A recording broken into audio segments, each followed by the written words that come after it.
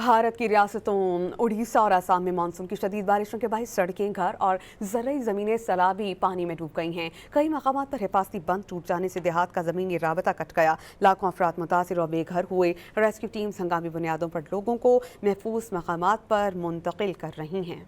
भारत की रियासतों उड़ीसा और असम में मानसून की शदीद बारिशों के बायस सड़कें, घर और ज़रई ज़मीनें सैलाबी पानी में डूब गई हैं। कई मकामात पर हिफाजती बंद टूट जाने से देहात का ज़मीनी राबता कट गया। लाखों अफराद मुतासिर और बेघर हुए। रेस्क्यू टीम्स हंगामी बुनियादों पर लोगों को महफूज मकामात पर मुंतकिल कर रही हैं।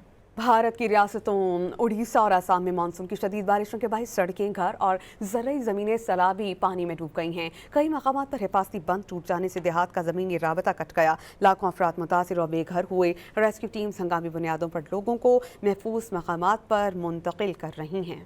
भारत की रियासतों उड़ीसा और असम में मानसून की शदीद बारिशों के बायस सड़कें, घर और ज़रई ज़मीनें सैलाबी पानी में डूब गई हैं। कई मकामात पर हिफाजती बंद टूट जाने से देहात का ज़मीनी राबता कट गया। लाखों अफराद मुतासिर और बेघर हुए। रेस्क्यू टीम्स हंगामी बुनियादों पर लोगों को महफूज मकामात पर मुंतकिल कर रही हैं।